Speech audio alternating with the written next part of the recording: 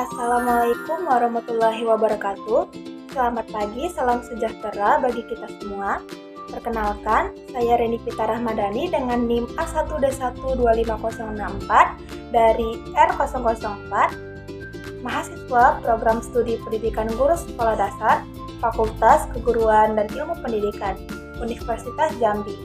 Kesempatan ini, saya akan menjelaskan tugas ujian akhir semester mata kuliah Pendidikan Pancasila dengan judul Implementasi Kerangka Konseptual Pendidikan Pancasila.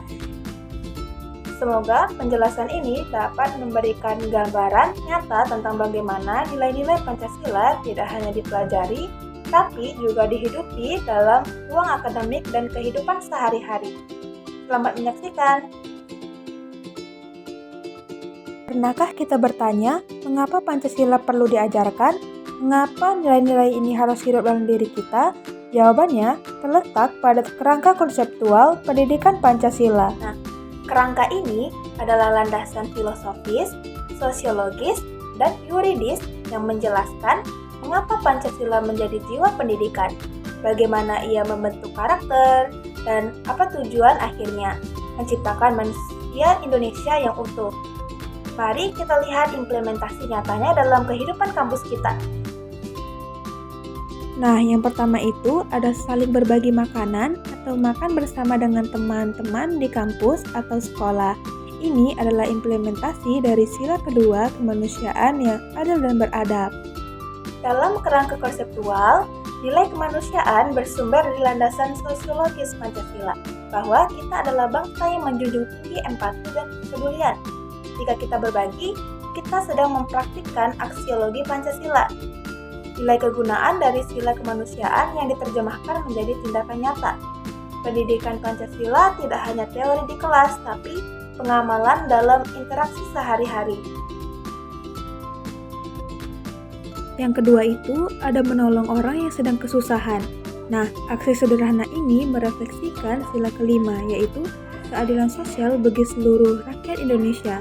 Dalam kerangka konseptual, keadilan sosial memiliki dimensi ontologis, yaitu hakikat bahwa setiap manusia berhak mendapat pertolongan dan perlakuan yang adil. Ini juga terkait dengan landasan filosofis Pancasila sebagai pandangan hidup, bahwa membantu sesama adalah bagian dari keadilan yang beradab. Nah, dengan menolong, kita menguatkan nilai moral Pancasila sebagai pedoman perilaku.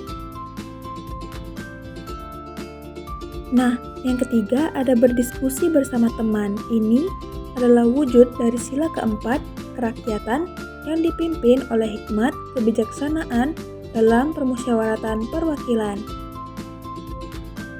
Nah, selanjutnya yaitu kerangka konseptual mengajarkan bahwa musyawarah adalah metode epistemologis, cara kita mendapatkan pengetahuan dan keputusan bersama.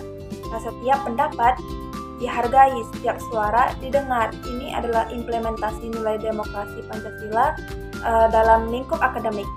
Pendidikan Pancasila mengajarkan kita bahwa hanya pandai bicara tapi juga bijak mendengarkan. Selanjutnya, ada membaca buku di perpustakaan. Aktivitas akademik ini adalah fondasi dari sila pertama, ketuhanan yang Maha Esa dalam makna luas menuntut ilmu adalah ibadah dan mencari pengetahuan adalah bentuk pengabdian. Nah, ada juga kerangka konseptual Pancasila menekankan landasan yuridis dan historis, bahwa menuntut ilmu adalah hak sekaligus kewajiban konstitusional warga negara. Nah, dengan membaca, kita tidak hanya mendapat ilmu, tapi juga memperkuat jati diri bangsa, sebagaimana para pendiri bangsa dulu merumuskan Pancasila melalui bacaan, diskusi, dan refleksi mendalam. Nah, pendidikan Pancasila mengajak kita menjadi pembelajar sepanjang hayat. Nah, jadi kesimpulannya, kerangka konseptual pendidikan Pancasila bukanlah teori yang jauh dari kehidupan. Nah, ia hidup dalam setiap kepedulian, setiap diskusi, setiap pertolongan, dan setiap buku yang kita buka. Implementasinya dimulai dari hal kecil, dari kampus, dari lingkungan terdekat, dari diri sendiri. Nah, Pancasila tidak hanya untuk dihafal, ia untuk dihidupi, diamalkan, dan diwariskan dengan makna. Nah, Demikian penjelasan yang dapat saya berikan mengenai implementasi kerangka konseptual pendidikan Pancasila.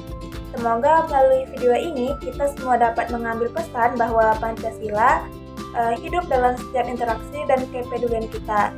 Itu saja yang dapat saya jelaskan. Saya ucapkan terima kasih dan wassalamualaikum warahmatullahi wabarakatuh.